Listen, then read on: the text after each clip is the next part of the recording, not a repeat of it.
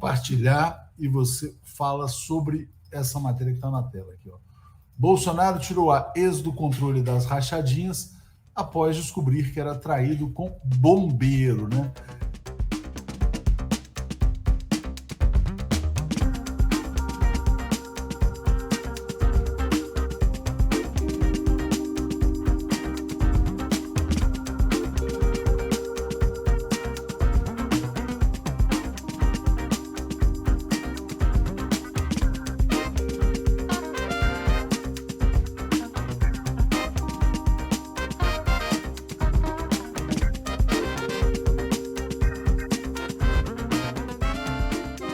Você falou uma vez também, Léo, que ele já deve estar arrependido de ter virado presidente. A vida dele era muito mais mansa fora do poder, Léo. Passo para você.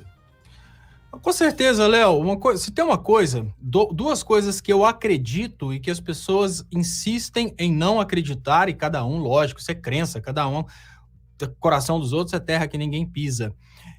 Tem um ditado que diz: poder, loucos o cobiçam, sábios o ignoram.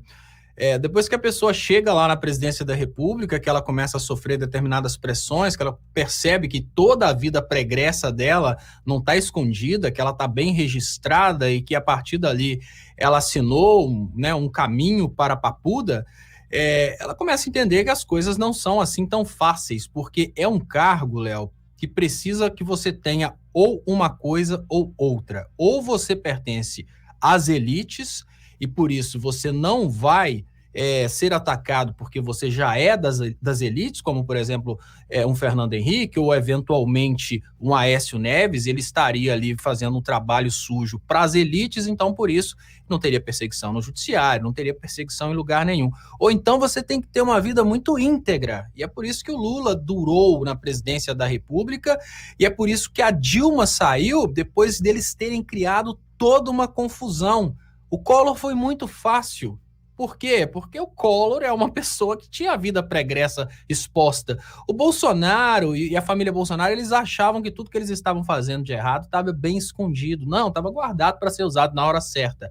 Eu tenho para mim a crença de que o Temer não queria dar o golpe, porque ele sabia que, ao dar o golpe, ele ia ganhar um título de presidente, coisa que certamente ele não faria questão, porque ele teve que acabar ali praticamente com a vida dele. Ele vai entrar para a história, o filho dele, que leva o mesmo nome, vai entrar para a história como uma pessoa que iniciou a ponte para o futuro, porque a ponte para o futuro, ela começou a ser imposta lá em 2012, 2013, mas ela foi realmente implementada pelo nome Michel Temer, que continua através do filho dele. Então eu acho que o Temer teve ali, naquele momento ele foi pressionado a assumir, porque se o Temer não assumisse, a gente teria novas eleições, o povo ia eleger a esquerda novamente.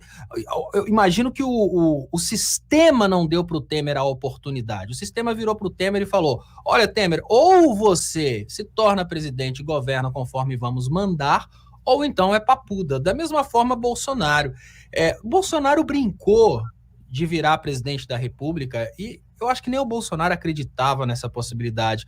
Quando o Bolsonaro se tornou presidente da República e ele descobriu que tudo que eles fizeram de errado no passado estava bem guardado para ser utilizado contra ele, ali ele começou a refletir se realmente teria valido a pena tudo aquilo. Porque não é só, Léo, o passado, é o processo que levou o Bolsonaro para a presidência da República. Para chegar à presidência da República, o Bolsonaro cometeu uma série de crimes, né? E tem desde os supostos crimes, como o caso da facada, que tem uma parte que ainda acredita mesmo que a facada aconteceu, sem sangue nem nada, mas tem gente que acredita que ela aconteceu, como os crimes óbvios, como, por exemplo, impulsionamento de WhatsApp, impulsionamento de Twitter, crimes eleitorais.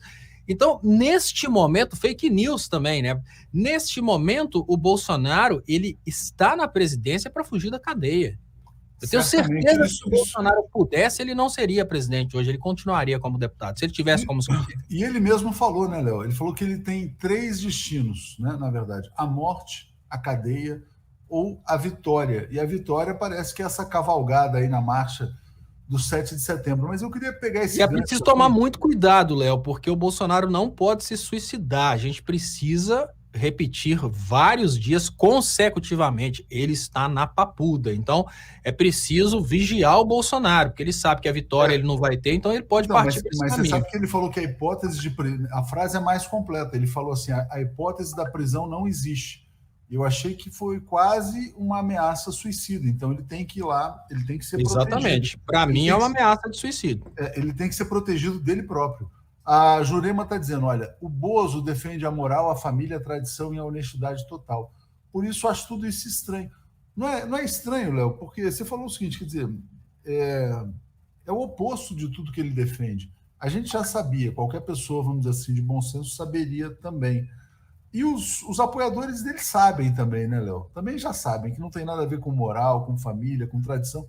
E vamos pegar só nesse caso, vamos imaginar o seguinte, a família, né? Família. Bom, moral. Vamos pegar moral.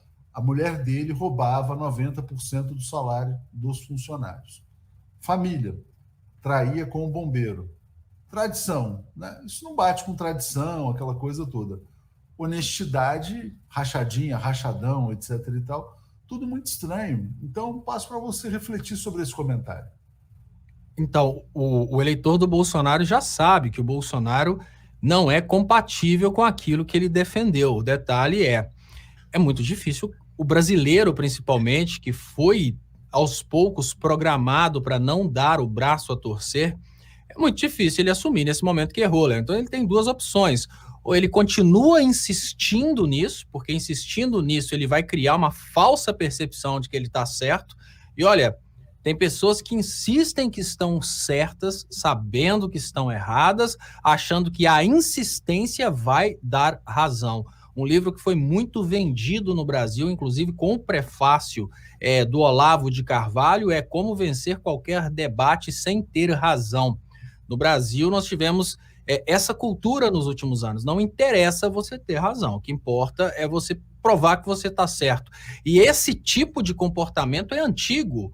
Esse comportamento que lá atrás, na história, a gente conhecia como o sofismo, que levou Sócrates à morte, segundo os textos de Platão, ele se repete na humanidade muitas vezes. E ele se mostra muito eficiente, Léo, porque na vida real, a mentira sempre dá mais lucro. A gente precisa admitir que na vida real, a mentira sempre dá mais lucro.